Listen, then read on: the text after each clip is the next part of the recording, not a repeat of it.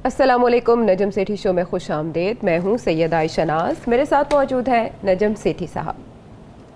अस्सलाम वालेकुम। ख़त वज़ीर आज़म ने जिसका तस्करा कर दिया, बहुत सस्पेंस है उनकी बातों में और ऐसे लग रहा था कि वो खुफिया रहेगा, लेकिन वो अमीर मीनाई ने कहा है सरकती जाए है नकाब आहिस्ता आहिस्ता, निकलता आ रहा है आफ्ताब आहिस्ता आहिस्ता। या आफ्ताब ये निकल यूँ रहा है कि ख़त के मंदरजात तो नहीं बताए जा रहे, ना ही बताया जा रहा है कि किसकी तरफ से आया, लेकिन क्लू मिला है कि साजिश का जो मरकज़ी किरदार है वो नवाज शरीफ साहब है जो लंदन में बैठे हैं। किस तरह, वो सुनते हैं। अगर किसी को कोई शक है तो उनके जहन में एक ये भी ख्याल आया है कि हम ये तैयार हैं, यानी वज़ीर आज़म तैयार हैं, इसकी ज़रूरत हो और इससे लोगों की तसल्ली होती है कि वाकई में कि इससे तस्दीक की जा सकती है, तो कम से कम वज़ीर आज़म तैयार हैं ये मुरासला जो है ये चीफ जस्टिस सुप्रीम कोर्ट के सामने रखने के लिए। दो टोक अल्फाज के अंदर यह भी लिखा जा रहा है कि अगर अदम एतमाद की तहरीक कामयाब नहीं होती, अगर इमरान खान वजीर आजम रहते हैं तो खौफनाक इसके नताइज आ सकते हैं। बैरूनी हाथ और अदम एतमाद की तहरीक आपस में मिले हुए हैं। मैं इसीलिए उस वक्त सबको कह रहा था नवाज शरीफ को बाहर ना जाने दो, क्योंकि इस तरह के लोग जब बाहर चले जाते हैं वो इंटरनेशनल एस्टैब्लिशमेंट का एक स्टूट बन जाते हैं, वो उनके अलाकार बन जाते हैं। सो जब आपने नवाज शरीफ वहाँ पे बैठ के वहाँ पे उनकी जो मुलाकातें हुई हैं, जो बहुत सारी रिपोर्ट भी हुई हैं जिसमें उनकी इजराइली जो सफारतकार हैं उनसे मुलाकातें हैं, बाकी लोगों से मुलाकातें हैं, उसके बाद ये जो ख़त हमें आया है इसमें नो कॉन्फिडेंस से पहले आया है, लेकिन नो कॉन्फिडेंस का जिक्र है। ये प्रॉब्लमेटिक चीज़ है सारे की सारी। इसमें तहरीक अदम एतमाद पेश होने से एक दिन पहले ये ख़त वज़ीर आज़म को मौसूल हुआ, उन्होंने अपने आज तर्जुमानों को भी दिखा दिया। सेठी साहब, ये जो शख्सियात प्रेस कॉन्फ्रेंस कर रही थी, ये उस ख़त के हवाले से आपको रेलेवेंट शख्सियात लगी? और दूसरा, जिस तरह से वो साजिश को बयान कर रहे हैं, कल की जो आपकी खबर थी अंदरूनी चिड़िया की, ये उससे मुताबिकत रखती बात दिखाई दे रही है? वरना कोई मुल्क इस तरह से डायरेक्ट धमकी कॉन्सिक्वेंसेस की और डायरेक्ट नाता जोड़े नो कॉन्फिडेंस के साथ, क्या कहेंगे? देखिए, मुझे पहली बात तो कि असद उमर साहब उसको कह रहे हैं मरासला जी, और फवाद चौधरी साहब उसको ख़त कह रहे हैं। अब ये दोनों में कोई फ़र्क है या नहीं है उर्दू ज़ुबान में? ख़त तो लेटर इंग्लिश में, और मुरासले को हम ये कह सकते हैं, केबल भी कह सकते हैं इसको, कम्युनिकेशन ईमेल भी कह सकते हैं, डॉसियर भी कह सकते हैं। अब आप बताएं क्या कहें इसको। तो मैं आपको बता देता हूँ है क्या, जो ये छुपाने की कोशिश कर रहे हैं, बता नहीं रहे हैं क्या है, और घूम रहे हैं फिर रहे हैं, कभी इधर जाते हैं कभी उधर जाते हैं। अब बात ये जी कि हमने पहले भी ये कहा था, कल भी मैंने यही कहा, मैं आज फिर ये कह रहा हूँ कि अब ये बात कोई छुपी हुई नहीं है। अगर छुपी हुई है तो इसको डिनाई कर दें। मैं एक इल्ज़ाम लगाता हूँ तो मैं चाहूँगा असद उमर साहब कहें कि नजम सेठी गलत कह रहा है जी, सीधी सी बात, ऐसे नहीं है, फिर बात आगे बढ़ेगी ना। अब बात यह है कि सिर्फ नजम सेठी ये नहीं कह रहा, और लोग भी कह रहे हैं, तो ये क्लीन कर दें, साफ़ कर दें बात के क्या चीज़ है ये। मेरा तो मौक़िफ़ ये था कि एक ये केबल के तौर पे पाकिस्तान के जो एम्बेसडर हैं वाशिंगटन के अंदर जी, उनसे रब्ता किया गया फॉरेन ऑफिस के ज़रिए, और उनसे ये कहा गया कि आप अपनी एक असेसमेंट लिख के भेजें जी, असेसमेंट लिख के भेजें, और जिसके अंदर ये चंद सवाल हैं, इनका जवाब होना चाहिए। अच्छा, वो बाद में बता देंगे कौन से सवाल थे। ओके। जिनमें से एक ये भी सवाल था कि अगर इमरान खान साहब की हुकूमत नहीं रहती तो आपके ख्याल में क्या उसके नताइज हो सकते हैं पाकिस्तान के लिए, ठीक नहीं रहती, और अगर रहती है तो क्या होंगे, तो क्या होंगे। ठीक ठीक है। तो उन्होंने अपनी तरफ से जो कि इंटरनल असेसमेंट, रिस्क असेसमेंट है, वो लिख के भेज दी। अब जिसको ये, और इन्होंने मंगवा ली क्योंकि इनको पता था कि अब वोट ऑफ नो कॉन्फिडेंस आ रहा है, किसी स्टेज पे भी आ सकता है, तो इन्होंने जल्दी करवाई कि जल्दी करके ये रिस्क असेसमेंट भेजें। अब ये इसीलिए कह रहे हैं कि इसके एक दिन कबल, vote of no confidence launch होने से एक दिन कबल, 7 मार्च को ये आ गई पाकिस्तान एम्बेसी से। अच्छा, अब बात यह है कि जिस किस्म के सवाल लिखे गए थे और जिस किस्म के जवाब मिले हैं उनको, अपने हुकूमत की तरफ से, क्योंकि हुकूमत तो नहीं की है ना, तो ये एम्बेसडर साहब तो रिपोर्ट प्राइम मिनिस्टर को ही करते हैं ना, via the foreign officer via Shah Mahmood Qureshi. तो इसीलिए शाह महमूद कुरैशी का नाम तो आ गया ना कि उन्होंने तो देखा है, उनको पता है। तो जो ख़त गया था या जो टेलीफोन के ऊपर बात हुई थी या कोई फॉर्मली एम्बेसडर साहब को कहा गया कि आप लिख के भेजें, हम आपको ये सवाल दे रहे हैं मगर इनके जवाब लिख के भेजें, तो मेरा ख्याल है इसके पीछे यही सोच थी कि कुछ अपने हाथ में भी होना चाहिए, बाद में अगर ज़रूरत पड़े तो एक कंस्पिरेसी थ्योरी भी बना लें। Otherwise why write to the ambassador ji कि भाई क्या सूरत हाल है, जबकि आपका अपना फॉरेन ऑफिस है, आपके अपने मोईद यूसुफ साहब बैठे हैं जिनको अमेरिका के बारे में क्या नहीं पता कि अगर आप ऐसे करेंगे तो अमेरिका का ये रिएक्शन होगा, आप ये करेंगे तो अमेरिका का ये रिएक्शन हो सकता है। तो ये बनाई गई है सारी गेम जी, और उसी प्लॉट के उसी प्लान के तहत इस चीज़ को अब चलाया जा रहा है कि किसी तरीके से ऑपोजिशन को गंदा कर किया जाए और किसी तरीके से अपना सपोर्ट बेस वापस लाया जाए और किसी तरीके से इदारों के ऊपर प्रेशर डाला जाए कि वो हमारी साइड लें जी। और ये मैं आगे आता हूँ सुप्रीम कोर्ट के बारे में भी जो उन्होंने कहा, मगर अभी मैं इसी के ऊपर थोड़ी सी बात करता हूँ। तो अब बात ये है कि ये एक इंटरनल मुरासला है, जिसे ख़त भी आप कह सकते हैं, क्योंकि इट्स एड्रेस टू, मेरा ख्याल है फॉरेन सेक्रेटरी या फॉरेन मिनिस्टर को एड्रेस किया होगा। ये भी हो सकता है इन्होंने कहा हो कि डायरेक्ट प्राइम मिनिस्टर को आप ख़त लिख देंगे, मुझे नहीं पता। मगर बात यह है कि जो मेरी ब्रीफिंग हुई है चिड़िया की तरफ से, वो यही हुई है कि जी ये एक मेमो है फ्रॉम वाशिंगटन, हमारी अपनी एम्बेसी से, और उसके अंदर इन्होंने कुछ सवाल पूछे थे, उन्होंने जवाब लिख के दे दिए। एक एम्बेसी का ओपिनियन है, ये किसी अमेरिकन का ओपिनियन नहीं है, ये किसी अमेरिकन एडमिनिस्ट्रेशन का ओपिनियन नहीं है, ये किसी से थ्रेट नहीं है। ये हम समझते हैं, ये हमने बनाया है कि अगर ऐसे होता है तो हम साथ ये हो सकता है, अगर ऐसे होता है तो ये हो सकता है। और वहाँ ये बना दिया गया कि अगर इमरान खान साहब की हुकूमत रह जाती है तो हमारे तल्लुकात इस वक्त अच्छे नहीं हैं, तो फिर अगर अच्छे नहीं हैं तो फिर उसके नताइज भी ख़राब ही निकलेंगे।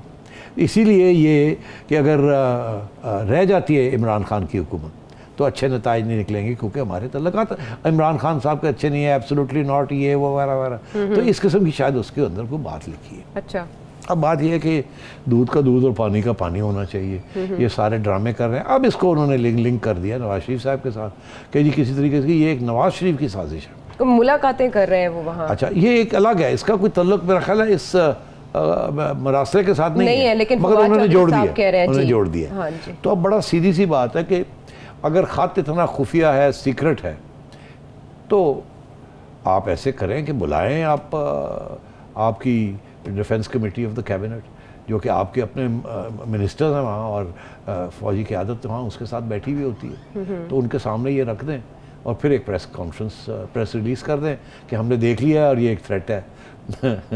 तो अगर फौजी क़यादत साथ जाती है इस चीज़ के, जो कि मेरा ख्याल है वो नहीं जाएंगे, उनकी तरफ से इस पर कोई रद्द-ए-अमल नहीं आया सेठी साहब। देखिए मुझे जो पता चला कि वो बड़े परेशान है कि ये क्या ड्रामे हो रहे हैं, अच्छा, ये क्या कर रहा है प्राइम मिनिस्टर। मगर जाहिर है कि वो इस वक्त न्यूट्रल हैं, वो ना हुकूमत की साइड लेना चाहते हैं, ना हुकूमत को तनकीद करना चाहते हैं, ना ही वो कोई ऐसी बयानबाजी करना चाहते हैं जिसके साथ एक और कंट्रोवर्सी शुरू हो जाए कि फ़ौज ने उसकी साइड ली और उसके साइड ली। वो इसके बाहर रहना चाहते हैं, वो नहीं इस कंट्रोवर्सी में आना चाहते। मगर मुझे ये बताएं कि खान साहब को अगर इतना ही ये ड्रामा इन्होंने करना है तो ले जाएं। अगर वो फ़ौजी क़यादत के साथ शेयर नहीं करना चाहते, जो कि अभी तक उन्होंने नहीं किया, अभी असद कैसर साहब कह रहे हैं, क्या कह रहे हैं कि सिविल मिलिट्री क़यादत के साथ। नहीं, ये नहीं कहा। उन्होंने कहा 1-2 सिविल मिलिट्री लोगों से हमने बात की है, पता है, तो ये 1-2 ये कोई लीडरशिप तो नहीं होती ना। या तो अब कहे ना जी ISI के साथ शेयर किया है, आर्मी चीफ के साथ शेयर किया है, और फिर ये उनसे बयान दिलवाएं कि जी ये थ्रेट थी। ये नहीं कि थ्रेट हमारी अपनी थ्रेट परसेप्शन है, ये हमें अमेरिका ने थ्रेट दी है, तो ऐसी तो बात हो नहीं रही है। तो इसको छुपाया जा रहा है, वजाहत नहीं की जा रही। तो इसी से ये पता चलता है कि ये सारा एक नई एक कंस्पिरेसी बनाई गई है अपने आप को बचाने के लिए और कंट्रोवर्सी क्रिएट करने के लिए। पहली बात तो ये है। दूसरी बात ये है कि जब ये ऑपोजिशन कह रही है कि भाई आप इसको पार्लियामेंट की डिफेंस कमेटी में ले आए, नहीं लेके जाते, पार्लियामेंट में बात कर लें कैमरा में, नहीं लेके जाते। अब ड्रामा कर दिया आयशा कि हम चीफ जस्टिस साहब को दिखाने के लिए तैयार हैं। तो अरे भाई आपने क्या चीफ जस्टिस साहब को दिखाना है, किस कानून के तहत आप चीफ जस्टिस साहब को ओपिनियन इस पे मांग रहे हैं? लेकिन वो कह रहे हैं मुल्क के बड़े के तौर पे, हमारे मुल्क के बड़े वही, बड़े कोई नहीं बड़े है। वही पे समझे बड़े जाते हैं इस मुल्क का हमेशा। प्राइम मिनिस्टर है, अच्छा, under the constitution prime minister है। और उसके बाद एक्चुअली सबसे बड़ा तो प्रेसिडेंट है ना। अच्छा, प्रेसिडेंट ठीक है। Is the head of state, इसलिए है। ठीक है। उसके Then बाद वज़ीर-ए-आज़म। जो है सुप्रीम कोर्ट का चीफ जस्टिस, सेनेट का chairman, prime minister, leader of the house. तो ऑर्डर जो आता है वो आता है प्रेसिडेंट, ही इज द, उसके बाद head of the prime minister, prime minister, फिर उसके बाद सेनेट चेयरमैन, फिर उसके बाद चीफ जस्टिस। अच्छा, हाँ, तो अब सूरत हाल, और फिर गवर्नर्स आ जाते हैं इन प्रायोरिटी। आपको पता है जब गवर्नर जाता है कहीं सैर सपाटे के लिए या कोई कॉन्फ्रेंस अटेंड करने, तो उस प्रोविंस का जो चीफ जस्टिस होता है वो डिप्यूट करता है उसकी जगह पे। So chief justice of Lahore high court is below the rank of governor, the governor ji. In the hierarchy. इसी तरीके के साथ chief justice of supreme court is below the rank of the chairman of the senate, because अगर president कहीं जाता है yes, तो उनकी जगह पे चेयरमैन सेनेट आता है ठीक एज है। Acting president. तो ये ऑर्डर ऑफ प्रायोरिटी है। तो ये छोड़ दे सीनियर की बात और जूनियर की बात और बड़े की बात और रहमत बाबे की बात, ये छोड़ दे ये सारी बातें। बात बड़ी सीधी सी है कि ये अगर ये जेन्युइन है तो इसको या तो केस करें नवाज शरीफ के ऊपर और केस की पूरी नोयत लिखे उसके अंदर, और जाए केस लगाएं, FIR काटें कि ये साजिश हुई है, ये एविडेंस है, लगाएं आप। वो तो अभी कर नहीं रहे, एविडेंस है कोई नहीं है, अपने पास से बातें बना रहे हैं। तो ये मेरा ख्याल है ये आखिरी लास्ट मिनट जिसे कहते हैं ना कोशिश, किसी तरीके से सुप्रीम कोर्ट को इसमें इन्होंने इन्वॉल्व करके मामला लटकाया जाए। और देखिए ये अगर ये सुप्रीम कोर्ट को ये कहते हैं देखें, अब वो तो सुप्रीम कोर्ट हमारा इसके साथ कोई तल्लुक नहीं, हम नहीं देख सकते, मेरा ये मौक़िफ़ है। इनको भी पता है इस बात का, अटॉर्नी जनरल ने बता दिया होगा, नहीं तो अगर इतने ये होते दिलेर और इनको पता होता कानून हमारे साथ है तो ये पहुंच जाते अभी तक सुप्रीम कोर्ट के पास। तो जो नहीं गए हैं इनको ये पता है कि किसी कोई जवाज़ ही नहीं है सुप्रीम कोर्ट के पास जाने का, और अगर ये जाने की कोशिश करते हैं तो सुप्रीम कोर्ट ने ऐसे करके बाहर फेंक रहा है, एक्सेप्ट ही नहीं होना कि ये है क्या, ये व्हाट इज़ दिस नॉनसेंस। तो इसलिए ये, और हमें क्यों इन्वॉल्व किया जा रहा है, इसको अगर इन्वॉल्व करना है तो नेशनल सिक्योरिटी काउंसिल को इन्वॉल्व करें, पार्लियामेंट को इन्वॉल्व करें। अगर कल को कोई धमकी आती है, आयशा इंडिया की तरफ से धमकी आती है कि डिक्लेरेशन ऑफ वॉर, कि हम जंग करने वाले हैं आपसे, या हम डिक्लेयर करते हैं जंग, तो आप सुप्रीम कोर्ट के पास जाएंगे कि जी इजाज़त चाहिए आपकी कि जी हम वो हमारे पे वो हमले कर, हमें खबर मिली है कि वो हमला करने वाले हैं, तो ये थ्रेट है कि नहीं थ्रेट ऐसे नहीं होगा ना। वो तो पूरा एक नेशनल सिक्योरिटी का एक इदारे बने हुए हैं जो कि थ्रेट परसेप्शंस को देखते हैं कि ये थ्रेट है, ये थ्रेट नहीं है, और अगर थ्रेट है तो क्या काउंटर एक्शन लेना है, क्या नहीं लेना। तो ये तो एक इंस्टीट्यूशनल चीज़ें हैं, ये सारी बातें जो कर रहे हैं इंस्टीट्यूशन के बाहर कर रहे हैं। इसका ये मतलब है मेरे जहन में तो ये है कि ये एक नया एक फ्रॉड ब्रेन गेम कह लें, ब्रेन गेम खेलने की कोशिश की अच्छा, लेकिन वो माजी की हुकूमतों, रिजीम चेंज का जो फार्मूला है आलमी ताकतों का, अमेरिका का खुसूसन, उसका हवाला देके कह रहे हैं कि एक और मकबूल रहनुमा इसकी भेंट चढ़ सकता है और हमें इससे इमरान खान साहब को और उनकी हुकूमत को बचाना है। सिर साहब 7 तारीख को ये मिलता है ख़त और 27 तारीख को वज़ीर-ए-आज़म इसे लहराते हैं, 20 दिनों का ये फासला। इस दौरान हुकूमत क्या करती रही इस ख़त को वेरीफाई? किसी को नहीं दिखाया, बैठे रहे हैं कि अगर वोट ऑफ नो कॉन्फ्रेंस हारने जाएंगे तो फिर हमें ये चीज़ें निकालनी पड़ेंगी और हमें ये ड्रामे करने पड़ेंगे। अच्छा। और तो इनके पास है कुछ नहीं। अब तो ऐसे है जैसे कि डूब रहे हैं और कि हर चीज़ हाथ पैर मार रहे हैं, और कुछ भी मिल जाए उसको पकड़ लेते हैं, ना भी मिले तो ढूंढ लेते हैं कहीं से। अच्छा। तो ये उस किस्म की सूरत हाल है। और मैं समझता हूँ कि अगर कोई लोग, जो लोग इनकी बातों में आ रहे हैं, ये वही लोग हैं जो कि पहले से इनके खिलाफ कुछ सुनने के लिए तैयार नहीं है, और ये वही कंस्टिट्यूंसी है। और बाकी जो इंडिपेंडेंट माइंडेड लोग हैं वो तो जाहिर है उनको तो नज़र आ रहा है कि ये किस किस्म के ड्रामे कर रहे हैं। अच्छा, इस मामले में ऑपोजिशन क्या कर सकती है? और वो पहले ही कह चुके हैं कि अगर ये साबित हो जाए तो हम इमरान खान साहब के साथ होंगे। शहबाज शरीफ साहब ने कहा, क्या वो मिलिट्री इस्टेब्लिशमेंट को कह सकते हैं कि आप आए इस मामले में और फैसला करें कि ख़त की हकीकत क्या है और कितनी इंपॉर्टेंट? नहीं, देखिए, मिलिट्री इस्टेब्लिशमेंट के साथ अपोजिशन बराह रास्त बात नहीं कर सकते। मिलिट्री इस्टेब्लिशमेंट बराह रास्त सिवाय प्राइम मिनिस्टर के और प्रेसिडेंट के और कोई नहीं उनके साथ बात अपील नहीं की जा सकती उनसे? अपीलों के साथ नहीं कुछ आता ना। मैं आपसे यही तो कह रहा हूँ, there has to be a reason ना। कल को इल्ज़ाम लग जाएगा कि आप साजिश कर रहे हैं मिलिट्री इस्टेब्लिशमेंट के साथ, आप उनको अप्रोच कर रहे हैं हमें डिस्टेबलाइज करने के लिए। नहीं, ऐसे नहीं होता ना। अच्छा, हाँ, प्राइम मिनिस्टर का हक है आर्मी चीफ से बात करे, ब्रीफिंग ले ISI से, कोर कमांडर्स को भी मिल सकता है प्राइम मिनिस्टर अगर वो चाहे। अगर आर्मी चीफ कहे हाँ जी, अगर वो कहे मैंने मिलना है आपके कोर कमांडर्स को, तो उसमें भी फिर बात बन सकती है कि जी क्यों मिलना चाहते हैं, क्या है मसला, क्या है, ये इश्यूज बन जाते हैं। कानूनी तौर पे प्राइम मिनिस्टर आर्मी के इंटरनल अफेयर्स के अंदर मदाखलत नहीं कर सकता, सवाए दो चीज़ों के, ISI चीफ की लगाना और रिमूव करना, और आर्मी चीफ को लगाना और रिमूव करना। अपॉइंटमेंट्स के अंदर भी प्राइम मिनिस्टर जो है आर्मी के अंदर जो अपॉइंटमेंट्स है उसके अंदर मदाखलत नहीं कर सकते।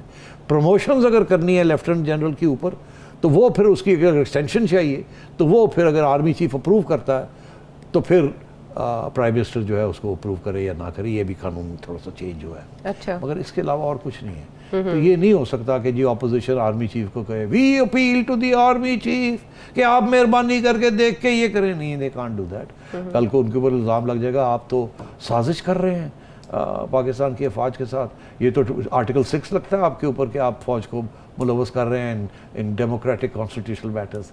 तो ये सवाए प्राइम मिनिस्टर और कोई नहीं कर सकता ये, और उधर तो जा नहीं रहे हैं। और मैं आपको बताऊं, ये किसी स्टेज पे जा भी सकते हैं।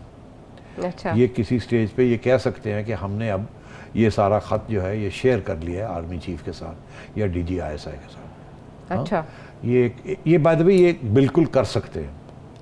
और उसके बाद फिर ये कहेंगे हमने उनके साथ शेयर कर लिया, और वो चुप हैं आगे से। वो क्या करें अब वो, अगर वो ये कहते हैं कि जी ये कोई थ्रेट नहीं है, ISPR की तरफ से बयान आते कोई थ्रेट नहीं है, तो इसका ये मतलब है कि प्राइम मिनिस्टर ये और उसके दोस्त ये कहेंगे आर्मी तो न्यूट्रल नहीं रही, इन्होंने तो हमारे खिलाफ एक बयान दे दिया, प्राइम मिनिस्टर कह रहा है ये थ्रेट है, आर्मी कह रही है थ्रेट नहीं है, इसका ये मतलब है ये तो हमारे खिलाफ है। चलो जी कुछ नोटिफिकेशन निकालते हैं इनके खिलाफ। ठीक है। तो वो बेचारे कुछ नहीं कर सकते स्टेज पे, they want to stay out. What about supreme court now, ये चीफ जस्टिस के सामने किस तरह से लेके जाएगी मुझे नहीं पता, लेके जा ही नहीं सकते। कोई कानून नहीं है जिसके कानून के बारे में ये एडवाइजरी पूछ सकते हैं। जैसे उन्होंने अभी पूछा है कि कानून ये कहता है तो आप एडवाइस करें क्या है क्या नहीं है।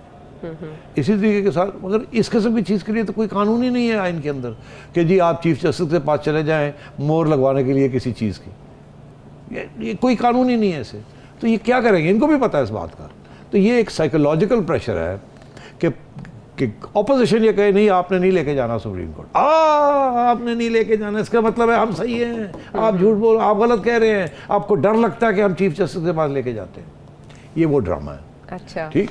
और अगर अपोजिशन आज इनको कह दे कि जी आप बता दीजिए अगर आप सुप्रीम कोर्ट के पास ले जाना चाहते हैं और आपके पास कोई आइन का शिक है तो हम आपको रोक तो नहीं रहे, आप ले जाएं, फिर देखते हैं सुप्रीम कोर्ट क्या करता है। मगर कोई कानून के शिक के तहत जाएंगे ना तो वो डिस्प्ले बताना पड़ेगा ना सुप्रीम कोर्ट को। ये तो नहीं कि जी मैं आ रहा हूँ सलाम दुआ लेने, कब चाह नहीं पाओगे जज साहब, तो वो जी जज साहब जरा देखो ना, जरा जज साहब यार देखो ना जी थ्रेट है ये, जरा मेहरबानी करके जरा एक बयान तो दे दो कि थ्रेट है ये। ऐसे नहीं होता ना। ठीक है। तो अब वो बात ये है कि किस कानून के तहत सुप्रीम कोर्ट के पास लेके जाएंगे, किस कानून के तहत ये एडमिट होगा फॉर जजमेंट और एन ओपिनियन। तो ये सारी बातें हवा में हैं, ये सिर्फ ड्रामा है। ये सवाल ही पैदा नहीं होता कि ये सुप्रीम कोर्ट इस चीज़ को देखने के लिए भी तैयार हो जाए। Forget about giving an opinion on it. Okay, तो केस क्या बिल्ड फिर करेगी इस केस सिर्फ ये एक प्रोपेगेंडा का केस है, माइंड गेम्स का ये केस है और कोई केस इससे ज़्यादा कुछ नहीं है। चले, हम ये देखा हमने माजी में भी कि चौधरी निसार भी नवाज शरीफ साहब की हुकूमत के आखिरी साल में कहा करते थे कि ख़तरनाक आलमी साजिश पाकिस्तान के ख़िलाफ़ की जा रही है जिससे 2 अहम फ़ौजी अहदेदार और 2 सिविलियन अहदेदार वाकिफ़ हैं। वो बातें भी हवा में रह गई। देखना यह है कि ये ख़त कहाँ तक जाता है और इस पर सुप्रीम कोर्ट या चीफ जस्टिस साहब का क्या मौक़िफ़ आ सकता है। सेठी साहब ने अपना एनालिसिस दिया। मज़ीद अहम सवाल सेठी साहब से एक ब्रेक के बाद।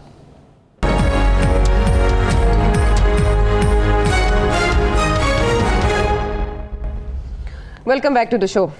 अच्छा, वो कहते हैं हम तो समझे तो एक जख्म है भर जाएगा, क्या खबर थी रगे जा में उतर जाएगा। हम समझते बड़ी शेर शायरी कर रही हो तो। अब तो मौसम ही ऐसा, सेठी साहब ऐसी खिचड़ी पक रही है, समझ ही नहीं आ रहा कि किसकी दाल नहीं गल रही। वो मुस्लिम लीग काफ ने अचानक एक अजीबोगरीब फैसला लिया, इसको अजीबोगरीब ऑपोजिशन समझ रही है।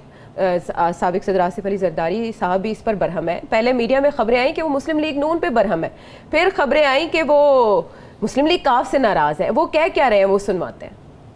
हम सब इत्तेहादी बैठ के फैसला करेंगे कि कौन किसको हम चीफ मिनिस्टर के लिए नॉमिनेट करें, और जिसको अपोजिशन बनाएगी वो बन जाएगा। नंबर्स उनके पास नहीं है, नंबर्स हमारे पास हैं। तो इंशाल्लाह पंजाब में भी हम चेंज लाएंगे और अपनी मर्जी की चेंज। और सेठी साहब, असल मामला गड़बड़ किसने किया, राना सनाउल्लाह ने इस हवाले से इजहार ख्याल किया, वो सुनेंगे। हमने मुत्तहिदा अपोजिशन ने इसके अलावा भी हमने 172 वोट जो है वो पूरे कर लिए हैं। तो हमने इनको जाके ऑफर दी, चौधरी साहब ने बाकायदा एक्सेप्ट किया। चौधरी साहब ने कहा कि देखें ये पता चलते ही ये असम्बली तोड़ देंगे, तो इसलिए आप सुबह ही अदम एतमाद की तहरीक जो है बुज़दार के खिलाफ जमा करवा दें। चौधरी साहब किसी कीमत पे जो है वो नहीं बन सकते पंजाब के वज़ीर आला PTI की हमायत से। There is many a slip. आपने कल ही ये कह दिया था कि अभी काफ़ी मंजिलें हैं उनके वज़ीर आला बनने में। किसने किसको चकमा दिया ये खेल खेल के? मैं आपको बता देता हूँ हुआ क्या। कल हमने बात तो की थी, मगर आज थोड़ी सी अंदर की कहानी बता दूँ आपको कि उस रात कल रात को चौधरी साहब ने यह फ़ैसला किया, उससे एक रात कबल इनकी मीटिंग हुई सब PDM वालों के साथ, जहाँ नून लीग वाले भी थे, सारे थे। वहाँ फाइनल बात हो गई कि जी इतनी मुद्दत के लिए आप आएंगे, आप चीफ मिनिस्टर बनेंगे, इतने MNAs को आपको सीटें हम मुहैया करेंगे या आपके ख़िलाफ़ खड़े नहीं करेंगे। पूरी सारा जो है ना नक्शा हो गया, मुका हो गया, जफियाँ डल गई, मिठाइयाँ खिला के दुआ खैर हो गई। ठीक, ये कोई 11:30 बजे के करीब ये ख़त्म हुआ। अच्छा। उसके बाद इन्होंने कहा जी अब हमने जरदारी साहब को मिलने जाना है, वहाँ भी टोकरी मिठाई का लेके जाना है कि बड़ी मेहरबानी, आपने बहुत अहम रोल अदा किया है क्योंकि नून लीग को मनाने में और ये सब कुछ करने में। तो वहाँ पता चला कि वो थोड़े मसरूफ़ हैं इस वक्त। तो थोड़ी देर के बाद फिर ये पहुँचे वहाँ, टोकरियाँ लेके और मिठाइयाँ लेके और फूल लेके, और बड़ी वहाँ जफ्फियाँ शप्पियाँ ये वो कर के ये आ गए। अच्छा। जैसे जरदारी साहब अभी बता रहे थे इस क्लिप के अंदर कि फ़ैसला यही हुआ कि कल सुबह आपने विल मूव अहेड, जो हमने फ़ैसला किया है वोट ऑफ नो कॉन्फिडेंस का इन पंजाब। और फिर कहते हैं कि 12 बजे तक 11 बजे तक तो ये सब ठीक चल रहा था जी। फिर 12 बजे एकदम चौधरी साहब जो है वो उन्हें कुछ हुआ उनके साथ। अच्छा। और एकदम वो पलटे और पलट के और वो बनीगाला की सिग्नल कैच कर लिया उन्होंने। सिग्नल आ गया वहाँ से कोई, और उन्होंने सिग्नल कैच किया और किसी से कंसल्ट किए बगैर चौधरी शुजात साहब से भी बात नहीं की और अपने तारिक साहब से भी बात नहीं की, चीमा साहब से भी बात नहीं की, और वजाहत साहब के साहिबजादे उनसे भी बात नहीं की, सालिक से, हुसैन से, किसी से नहीं बात की। और मुनीस को लिए और रवाना हो गए और ख़बरें लगनी शुरू हो गई। तो मेरी इतला के मुताबिक चौधरी शुजात ने इनको फ़ोन करवाया, ओ भाई कितने जा रहे हो, वो की करने जा रहे हो। तो इन्होंने कोई ख़ास सेटिस्फैक्ट्री जवाब नहीं दिया। उतनी देर में मीडिया वाले जो थे उन्होंने चौधरी शुजात साहब को टेक्स्ट मैसेजेस करने शुरू कर दिए। वो राब्ते में तो रहते हैं कि चौधरी साहब की हो रहा है, आपने इजाज़त दी है इसकी, या आपके ये परमिशन के साथ ये गए हैं, क्या हो रहा है। वो आगे से कह नहीं कुछ नहीं होना। उन्होंने इस किस्म के जवाब देने शुरू कर दिए, नहीं कोई नहीं, वो बुलाया वो चले गए, कोई ऐसी बात नहीं है, कोई कुछ नहीं हो रहा। और फिर जाके इन्होंने ये अनाउंस कर दिया और आधे घंटे के अंदर जो एक कम से कम 20 दिन लगे हैं या महीना लगा है नून लीग और पीपल्स पार्टी के साथ मिल के ये बात करने का कि किस किस्म का अरेंजमेंट होगा, इन्होंने आधे घंटे के अंदर इमरान खान साहब के साथ बैठ के जिनके नैपीस की बात ये करते रहे हैं और वो शेख साहब और फवाद चौधरी गालियाँ देते रहे हैं, ये सारे भूल के और अंगूठा लगा के वहाँ से उठ के आ गए। उसके बाद क्या हुआ, उसके बाद ये हुआ कि तारिक चीमा साहब ने इतना गुस्से में थे, उन्होंने अपना रेजिग्नेशन सबमिट कर दिया और मेरी इत्तला के मुताबिक जो सालिक और हुसैन दोनों जो MNAs हैं क्यू लीग के, एक चौधरी शुजात के साहबजादे हैं, एक उनके नेव्यू और हैं वजाहत हुसैन वजाहत साहब के उनके साहबजादे। भाई के बेटे हैं। जी। वो भी बड़े नाराज़ थे कि ये किया क्या। जी। हमने तो जो फैसला किया था वो अच्छा फैसला था सियासी तौर पे, हमारा उससे मुकद्दर था, फ्यूचर था, सारा कुछ था। ये क्या किया है, ये तो गवर्नमेंट जा रही है और उसके साथ जाके ये तो उन्होंने चौधरी शुजात को कह दिया हम नहीं जाएंगे इनके साथ। उन्होंने अपने इरादे उसी वक्त बता दिए चौधरी शुजात को। अब Chaudhry Shujaat was in trouble. उधर से ये मुनिसलाई प्रेशर डाल रहा था कि जी आप ये बयान वापस करें, ये लड़के जो कि इस वक्त जो अफवाह चल रही है कि हमारे अंदर स्प्लिट हो गई है, और मैं आके आपको एक्सप्लेन करता हूँ, मेरा भी एक थ्योरी है, मैं आपको एक्सप्लेन करता हूँ हमने क्यों ऐसे किया क्यों नहीं किया, तो आप इन द मीनवाइल कोई बयान ना दें। मुनिस पूरी कोशिश करके उसने एक बयान निकलवा लिया है चौधरी शुजात से, मगर अगर आप गौर से ये पढ़ें उसमें दो बातें लिखी हैं। जी। एक तो ये लिखा है कि मेरी मुशावरत के बगैर कोई फ़ैसला नहीं होता। दूसरा उन्होंने ये लिखा है कि हमारी फैमिली यूनाइटेड है। जी। तीसरा उन्होंने ये लिखा है कि जो आजकल के नौजवान हैं वो अपना मुकद्दर खुद बनाए, अपने फ़ैसले खुद करें। तो उसमें से तीन चीज़ें निकली हैं। एक ये कि मेरा बेटा और उसका साथी ये अपना फ़ैसला खुद करेंगे। जी। ठीक, मैं और मेरा और परवेज़ हम तो फैमिली हैं, हम तो कोई इशू नहीं है हमारे लिए। और ये दुनिया को दिखाने के लिए कि फैमिली के अंदर अभी भी यूनिटी है। हम ठीक है, वो मेरे बेटे वो अपने रास्ते में जाएं, मगर as a family we are still together. अपने अपने अलग रास्ते भी हो सकते हैं, वो इशारा उन्होंने कर दिया है उसके अंदर, जिसकी वजह से अब जो एनालिस्ट हैं वो यही गिन रहे हैं कि ज़्यादा से ज़्यादा चौधरी परवेज़ इलाही के पास एक मुनिस की सीट है और एक वो जो खातून है शायद उनकी सीट है, और 3 सीटें जो 5 में से 3 हैं, 2 सालिक की और हुसैन की और उधर तारिक चीमा की, ये उनके पास नहीं है, ये जाएंगी अपोजिशन के पास। तो ये तो वाज़े हो गया, और अपोजिशन वाले भी बड़े रिलैक्स बैठे हैं कि, और मैं आपको ये बता दूं कि नून लीग के अंदर चिड़िया की ये खबर है कि लंदन में वो कहते हैं दुआ उन्होंने मांगी है कि अल्लाह तेरा बड़ा शुक्र है जान छुट्टी है ना करो। अच्छा, मुश्किल में फंस गए थे। हाँ। अच्छा। आज जरदारी साहब ने हमें बड़ा प्रेशर डाल के ये करवा लिया था हमसे, और शुक्र है जान छुट्टी है। अच्छा। और उसका जो अब उसका जो रीज़न है कि जान कैसे छुट्टी और अच्छी बात हो गई, वो ये कि जरदारी साहब कह रहे हैं कि अब अगला चीफ मिनिस्टर जो है चौधरी परवेज़ इलाही नहीं होगा, जिसको हम नॉमिनेट करेंगे वही होगा, और नंबर गेम हमारी है। नंबर गेम हमारी है। उधर राना सनाउल्लाह साहब 2 बातें कह रहे हैं। जी। एक ये कह रहे हैं कि हमारे वहाँ 172 पूरे हैं, जी। वहाँ कोई फिक्र की बात नहीं है, और यहाँ ये कह रहे हैं कि चौधरी परवेज़ इलाही कभी नहीं बन सकता चीफ मिनिस्टर। तो अब बात साफ़ हो गई। कल के प्रोग्राम में मैंने ये कहा था कि मुझे सियासी तौर पे ये जो कदम उठाया इन्होंने, इसकी समझ नहीं आती कि ये सियासी तौर पे क्या इनको फ़ायदा हो सकता है। अगर ये चीफ मिनिस्टर ही नहीं रहेंगे तो इनको क्या फ़ायदा हो सकता है। तो या तो ये कैलकुलेशन है चौधरी परवेज़ इलाही की और मुनिस की कि वोट ऑफ नो कॉन्फिडेंस कामयाब नहीं होगा। एग्जैक्टली, वो फ्यूचर शायद देख रहे हो। अगर ये समझते हैं कि वो कामयाब हो जाएगा और उसके बावजूद हम यहाँ बैठ जाएंगे चीफ मिनिस्टर, बिकॉज पीटीआई के वोट्स जो हैं वो हमारे पास हैं, तो ये एक सियासी तौर पे बहुत गलत फहमी है उनकी, ये होगा नहीं। मैंने कल भी कहा था, आज भी कह रहा हूँ, जरदारी साहब भी कह रहे हैं और राना सनाउल्लाह भी कह रहे हैं, और मैं हकीकत बयान कर रहा हूँ कि इस वक्त जहांगीर तरीन साहब का वहाँ 3-4 ग्रुप्स बन चुके हैं पंजाब के अंदर। एक छोटा सा ग्रुप है 5-1 लोगों का जो कि नून लीग के ख़िलाफ़ है, नून लीग के अपने लोग हैं जो पीटीआई की तरफ झुका हुआ उनका, वो कहते हैं हम नून लीग के साथ नहीं है, वो काफ़ी अरसे से कह रहे हैं। एक ग्रुप ये है। अब 3 इसके बरक्स हैं। एक है अलीम खान साहब का ग्रुप, उनके भी 4-5 लोग उनके साथ हैं, और एक ज़माने में इस्टेब्लिशमेंट भी उनके साथ होती थी, फिर इसीलिए इमरान खान ने उसको साइडलाइन कर दिया, तो उनका भी एक छोटा सा ग्रुप है। फिर जहांगीर तरीन साहब का ग्रुप है जिसके बारे में कहा जाता है उनके पास भी 15-20 लोग हैं जी। फिर नून लीग ने भी एक ग्रुप बनाया हुआ है पीटीआई को तोड़ने वाले ग्रुप, वहाँ से भी लोग, जैसे इस्लामाबाद में वो कहते हैं कि 23-24 लोग पीटीआई के हमारे साथ बैठे हुए हैं और वो आएंगे, देख लीजिएगा क्या होता है। यहाँ भी वो लेके बैठे हुए हैं 20-25।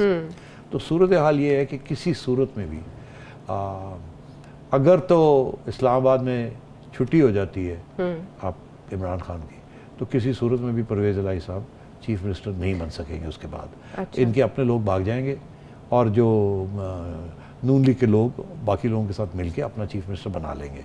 और अगर वो चौधरी साहब को चीफ मिनिस्टर बनाने के लिए तैयार थे एक मजबूरी के तहत, तो अब वो अलीम खान साहब को भी बना सकते हैं, जहांगीर तरीन साहब जिसके ऊपर हाथ रखते हैं उनको भी कर सकते हैं, और उनके साथ ये बात हो सकती है कि ठीक है जी, आपके साथ भी सीट एडजस्टमेंट्स हो जाएंगी, या आप नून लीग में आ जाएं या आप सीट एडजस्टमेंट्स कर लीजिएगा, बाद में हम आपको दे देंगे सीटें, और अभी आइए वोट डालें और ख़त्म करें बात को। ठीक है, तो ये सारी गेम है। अच्छा। और ये गेम अगले 7 दिन में क्लियर हो जाएगी, बिकॉज एट एवरी स्टेज सब लोग इंतज़ार में बैठे हैं कि सुप्रीम कोर्ट का फैसला क्या आता है, नाअहली के ऊपर या डी सीटिंग के ऊपर। हाँ, लेकिन इस्तीफे के बाद भी अभी तक हम उस्मान बुज़दार साहब को ही वज़ीर आला यूँ समझेंगे कि उनके ट्वीट में ये बड़ा मानी खेज सा जुमला है कि मंजूरी के बाद वो वज़ारत आला छोड़ देंगे। सिटी साहब, ये मंजूर किसने करना है? हाँ, ये सही है कि चीफ मिनिस्टर जब रिज़ाइन करता है जी, तो उसका रेजिग्नेशन गवर्नर के पास जाता है, गवर्नर उसको एक्सेप्ट करता है। अच्छा। उस रेजिग्नेशन को।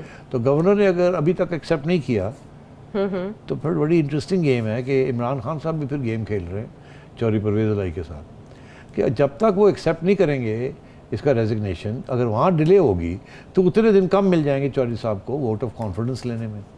चौधरी साहब की कोशिश होगी कि वोट ऑफ नो कॉन्फिडेंस से पहले उनको वोट ऑफ कॉन्फिडेंस पंजाब में मिल जाए, vote of no confidence Islamabad में उससे पहले, क्योंकि वो 3 तारीख को होना है, उससे पहले यहाँ वोट ऑफ कॉन्फिडेंस हो जाए और मैं चीफ मिनिस्टर बन जाऊँ और कुर्सी पे आके बैठ जाऊँ। फिर आगे जाके जिस किस्म के भी हालात होते हैं तो देखे जाएगा, फिर निपट लेंगे उन हालात को। कुर्सी पे तो बैठा होगा ना, घोड़े पे बैठा होगा, देखा जाएगा फिर वहाँ क्या होता है, फिर यहाँ मैं संभाल लूँगा किसी न किसी, जोड़ तोड़ तो मुझे भी करनी आती है। तो अब यहाँ आगे बात आ गई है, और मैं ये समझता हूँ कि अगर इमरान खान ने गवर्नर साहब को कह दिया कि अभी बैठे हैं इसके इस्तीफे के ऊपर 2 दिन, तो फिर क्या होगा? अभी तक तो ऐसा ही लग रहा है सिटी साहब। नहीं, मतलब अभी तो 1 दिन हुआ है ना। हाँ। अभी कल अनाउंस हुआ है जी, तो आज शाम तक गवर्नर साहब को एक्सेप्ट करना चाहिए, और अगर आज शाम तक नहीं करेंगे तो चौधरी साहब के जहन के अंदर शक शुबात पैदा हो जाएंगे कि मेरे नाल तो हाथ नहीं हो गया, इमरान खान भी मेरे नाल हाथ तो नहीं कर गया। ये तो नहीं कि इमरान खान भी इंतज़ार कर रहा है कि वोट ऑफ नो कॉन्फिडेंस का रिजल्ट क्या आता है। अगर इमरान खान जीत जाता है वोट ऑफ नो कॉन्फिडेंस, वो हारता नहीं है वहाँ, तो फिर चौधरी साहब की क्या जरूरत है पंजाब में? फिर गुरदास साहब की जगह पे कोई और भी आ सकता है, कोई भी आ चौधरी को क्यों लाया जाए? माइंड गेम्स ही चल रहे हैं सिटी माइंड साहब। गेम्स तो ये अभी इसीलिए सारे यही कह रहे हैं 1-2 दिन ठहरे, खिचड़ी 1-2 है दिन ना। ठहरे, 1-2 दिन 1-2 दिन ठहरे। अब सारी, मैं तो समझता हूँ कि सुप्रीम कोर्ट की तरफ से जो इशारे आ रहे हैं वो मुझे तो बड़े क्लियर लग रहे हैं, मगर हमारी सबकी ये उम्मीद है कि ये कन्फ्यूजन को दूर करना चाहिए, ये सुप्रीम कोर्ट ही कर सकता है। लेकिन एमक्यूएम ने कहा था 1-2 दिन में वो फैसला कर लेंगे, उनकी भी बड़ी अहम मुलाकातें हो रही हैं। हाँ। लेकिन मैंने आपसे उससे पहले मुस्लिम लीग काफ के बारे में ये पूछना है। स्प्लिट इन फैमिली उसकी तरदीद चौधरी शुजात तो कर रहे हैं, लेकिन वो अलग से जाके मुलाकातें करेंगे आसिफ अली जरदारी साहब से और अपोजिशन से। वो फैसला बदल सकते हैं? चौधरी शुजात हुसैन इरादा रखते हैं मुलाकात का, या मुलाकात करने जा रहे हैं नहीं, वो जरदारी साहब से? वो करेंगे, और देन सबसे ज्यादा शर्मिंदा तो वो है ना। देखिए ना, वो तो एक बुजुर्ग है, उन्होंने अपना वादा दिया जी, तो उन्होंने जो ये ख़त लिखा है ये मुनिस ने बहुत प्रेशर डाल के लिखवाया उनसे, मगर उन्होंने फिर भी इस पर गुंजाइश छोड़ दी है कि क्योंकि अब उनके जो साहिबजादे हैं और तारिक हैं और चीमा साहब हैं और वो हुसैन और सालिक जो हैं, मुझे तो लगता है वो अब चौधरी परवेज़ इलाही के साथ खड़े नहीं होंगे। और ये अगर चौधरी साहब का ख्याल है कि वो जहांगीर तरीन ग्रुप और अलीम खान ग्रुप ये सारे आ जाएंगे इनके साथ, ये नहीं होगा। वो सारे इसी उम्मीद में बैठे हैं कि इमरान खान साहब की छुट्टी हो जाए, उसके बाद फिर हम अपना फ्यूचर बनाएं, क्योंकि आगे जाके इलेक्शन आ रहे हैं, इलेक्शन में हमने जीतना है, सीटें लेनी है, तो देखना कि हवा किस तरफ चल रही है। Wait and see policy MQM कब तक ऐलान कर देगी? हाँ, एमक्यूएम के ऊपर उस किस्म का प्रेशर नहीं है। अच्छा, मगर पता नहीं, मेरा ये ख्याल, हमेशा मुझे लोग कहते रहे कि एमक्यूएम का क्या फैसला कल आ रहा है, परसों आ रहा है। मैं समझता हूँ एमक्यूएम भी जल्दी फैसला नहीं देगी, जितनी देर करेगी उतना वो समझेंगे उनके इंटरेस्ट में है कि पता नहीं हालात तब्दील ना हो जाए, पता नहीं ये ना हो जाए, पता नहीं वो ना हो जाए, तो इसलिए आखिरी वक्त तक वो रखेंगे। मैंने तो यहाँ तक ये भी कहा था कि ये बिल्कुल सोचा जा सकता है कि चौधरी परवेज़ इलाही को बात समझ आ जाए कि ये एक बात बनने वाली नहीं है, और वो शायद आखिरी वक्त पे फिर एक यू टर्न माफिया मांग के और पीडीएम के वापस उसके साथ आ जाए। ये रूल आउट नहीं करना चाहिए इस चीज़ को, मगर हो सकता है कि वो फिर भी उन्होंने एक रिस्क ली है, वो टिके रहे, मगर मैं समझता हूँ कि ज़रूर सोचों में पड़ जाएंगे अब जो कुछ जिस तरीके से हालात बढ़ रहे हैं। यानी बलूचिस्तान अवामी पार्टी और उसके बाद काफ लीग ने जो रास्ता लिया है, MQM की इस वक्त फैसला कलीदी अहमियत इख्तियार कर चुका है। बहरहाल वो मामला अपनी जगह पे, इमरान खान साहब अपने पार्टी अरकान को क्या कह रहे हैं और 63A का इत्तलाक कराने के हवाले से उन्होंने जो ख़त लिख दिया है इंडिविजुअली अपने MNAs को, उसके बारे में बात करेंगे ब्रेक के बाद।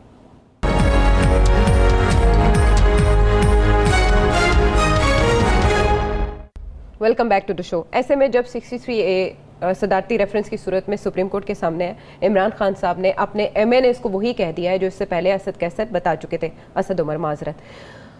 अगर आप उस दिन वोटिंग वाले दिन कौमी असम्बली के सेशन में जाते हैं तो आप पर आर्टिकल 63A का इत्तलाक होगा, ये धमकी काम करेगी?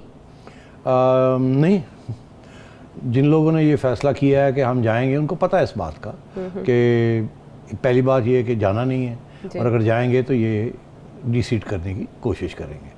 तो इसलिए मैंने पहले आपसे कहा उनको ये पता है इस बात का, ये धमकी उन्होंने ऑलरेडी अपने कैलकुलेशंस के अंदर ले ली है कि वो जाएंगे और ये फ़ौरन उनको नोटिस आ जाएगा कि आपने क्रॉस ओवर कर दिया है। अच्छा। उनका ये मौक़िफ़ है कि नहीं, आप जो मर्ज़ी करते रहे, हमने जाके वोट डालना है। अब उस वक्त अगर स्पीकर ने उनको रोका कि जी आपने आना नहीं था और आप आ गए हैं और आपके ऊपर आर्टिकल 63 हो गया, हमने आपको डीसीट कर दिया, तो फिर वहाँ शोर पड़ जाएगा। तो उनका ये मौक़िफ़ होगा, नहीं अब तो डीसीट कर ही नहीं सकते, हमने तो वोट डालेंगे तो फिर डीसीट करें हमें, और वोट काउंट होगा, वहाँ फिर झगड़ा हो सकता है। अगर झगड़ा हो जाता है तो लड़ाई, फिर वहाँ हालात ख़राब हो सकते हैं। बिकॉज अगर उनको फिज़िकली रोका गया, जो कि सुप्रीम कोर्ट ने कहा फिज़िकली किसी को नहीं रोकना, तो फिर ये एक किस्म की तौहीन भी हो जाएगी। तो फिर बात यहाँ नहीं रुकेगी। हो सकता है कि उस हंगामी हालात में स्पीकर ठा करके कि मैं जा रहा हूँ और प्रयोग कर दे कि जी मैं 2 दिन के लिए ये कर रहा हूँ, 3 दिन के लिए कर रहा हूँ, 1 दिन के लिए कर रहा हूँ, और ये ऑपोजिशन उठ के सुप्रीम कोर्ट चली जाए। अगर तो उससे मैलाफाइडी तो होगा, वो तो नज़र आएगा कि इन्होंने मैलाफाइडी की है। मैं इसीलिए फिर से ये दोहरा रहा हूँ इस बात को कि सुप्रीम कोर्ट को चाहिए कि जो भी फ़ैसला है जल्दी फ़ैसला सुना दें। इसमें कोई मुश्किल नहीं है, इतनी लंबी चौड़ी बातें नहीं हैं, मुख्तसर सी उधर से बात है, मुख्तसर सी इधर से बात है। एक आइन है, जजेस से बेहतर कौन जानता है आइन को। इसको जल्दी फैसला करके क्लियर कर दें कि आर्टिकल 63 जो है वो कैसे लगेगा और क्यों लगेगा और कब तक उसका असर होगा, ये क्लियर कर दें, ताकि जिन्होंने फ्लोर क्रॉस करना है उनको पता हो कि हमारे साथ ये होना है, और जिन्होंने नहीं करना उनको भी पता हो कि हम सेफ़ हैं, और गवर्नमेंट को भी पता हो कि अब अगर आपने वहाँ असेंबली के अंदर कुछ गड़बड़ की तो it will be clear cut violation of a constitutional position, जो कि सुप्रीम कोर्ट ने वजाहत कर दी है जिसकी। तो इसलिए मैं समझता हूँ कि फिर ये कन्फ्यूजन चलेगी, लड़ाई झगड़े चलेंगे अदालतों को, सियासत के अंदर और असेंबली प्रोसीडिंग्स के अंदर इन्वॉल्व घसीट लिया जाएगा, और अनफॉर्चुनेटली इंस्टेबिलिटी बढ़ेगी, और इंस्टेबिलिटी बढ़ने के साथ इम्कान का खदशा ये होता है कि वायलेंस भी होगी, सड़कों के ऊपर भी लॉन्ग मार्चेस, धरने शुरू हो जाएंगे, और फिर न्यूट्रल एम्पायर जो है उसको फिर आना पड़ेगा और उंगली उठानी पड़ेगी, जिसके साथ बहुत हालात ख़राब हो सकते हैं। सुप्रीम कोर्ट ने भी अपने जो रिमार्क्स हैं, ऑब्जर्वेशन है, उसमें ये कहा है कि हम ये जानना चाहते हैं कि पार्टी इन्हिराफ से मुतालिक जो आइन है उसको अधूरा क्यों छोड़ा गया पार्लियामेंट की जानिब से। तो हो सकता है कि फिर बात उससे पहले सुप्रीम कोर्ट को निपटानी पड़े, आपकी वही बात के फैसला बर वक्त आ जाए शायद, और इस तरफ मामला ना आना चाहिए। मैं समझता हूं कि स्टेबिलिटी के लिए और क्लैरिटी के लिए आना चाहिए। राइट, मामला फिर सुप्रीम कोर्ट की तरफ ही जाते हैं। अच्छा, जब इधर मामलात जो है वो तय नहीं पा रहे, तो उधर हम परवेज़ इलाही साहब के हवाले से भी खबरें देख रहे हैं, कुछ सहाफ़ी कह रहे हैं कि उनके साथ हाथ हो गया।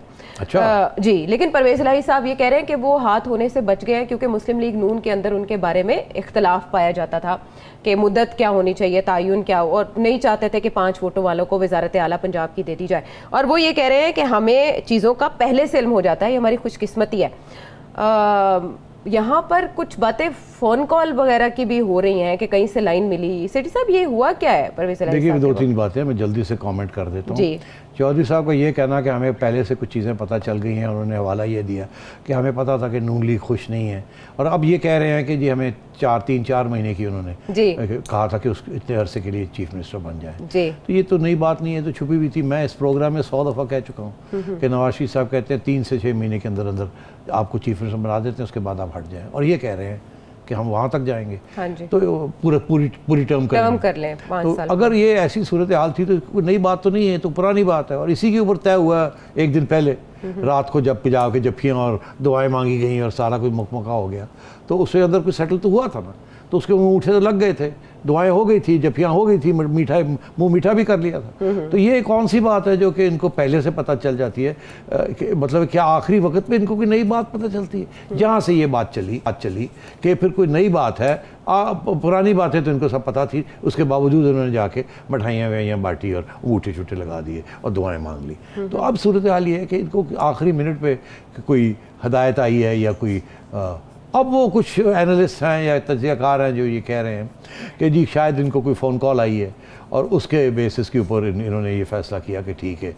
अब फ़ोन कॉल क्या हो सकती है? यही हो सकती होगी कि तो आप ना जाएं, आप टिके रहें, हुकूमत के साथ ही रहें, ऑपोजिशन की तरफ ना जाए, हुकूमत के साथ टिके, यही हो सकता। और क्या, और बनी गाला चले जाए, इतना बड़ा और जाए, वो आपको बुला रहे हैं, आप जाएं, अभी बुलाएंगे तो आप चले जाइएगा। तो अब सूरत हाल ये है कि ये किसने, अगर ऐसी सूरत हाल हुई है तो ये फिर ये किसने ये की है, ये फिर यही जो तज्ज़ियाकार हैं ये फिर आगे भी बात को बढ़ा रहे हैं, इशारे कर रहे हैं कि कहाँ से आया, कोई कहता है कोई रिटायर्ड एक्स जनरल है या ब्रिगेडियर है या जो भी है उसने कोई पैगाम दिया है, कोई कह रहा है कि जनरल फैज़ के कोई पुराने इंटेलिजेंस ऑपरेटिव्स थे जो कि अब साइडलाइन हो गए हैं, मगर अभी भी वो उनकी बात सुनते हैं और वो आगे कन्वे कर रहे हैं। इस किस्म की अफवाहें चल रही हैं, कोई इसमें सदाकत नहीं है। मगर इसमें ज़रूर एक बात है कि क्या हुआ है आखिरी वक्त पे कि चौधरी साहब ने इतना बड़ा यू टर्न, मैं समझता हूँ इमरान खान ने भी इतने बड़े यू टर्न नहीं लिए जितने चौधरी साहब ने लिए। और मैं देख रहा था उनकी जो मुस्कुराहट वाट सारी उड़ी हुई है, ऐसे लगता है कि उनको खुद ही पता कि वो आ रहे हैं, वो जा रहे हैं, एक फ़ैसला करवा लिया गया है या कर दिया है और अब उनको नहीं समझ आ रही, अब जाके ये बातें बाद में कर रहे हैं कि जी मुझे पता लग गया था, ये हो गया था, फलाना हो गया था। मैं समझता हूँ कि चौधरी साहब इस वक्त बड़े अनस्टेबल सिचुएशन में है, PML-Q भी अनस्टेबल है इस वक्त। अभी ये चौधरी साहब कह रहे हैं कि जी MQM आ रही है, अरे भाई MQM वाले तो आपके कह रहे हैं कि आपने पूछे बगैर आप डिसीजन कर लिया, आप पहले तो कह रहे थे इत्तेहादी साथ और दिन रात यही कहते थे इकट्ठे जाएंगे इकट्ठे रहेंगे।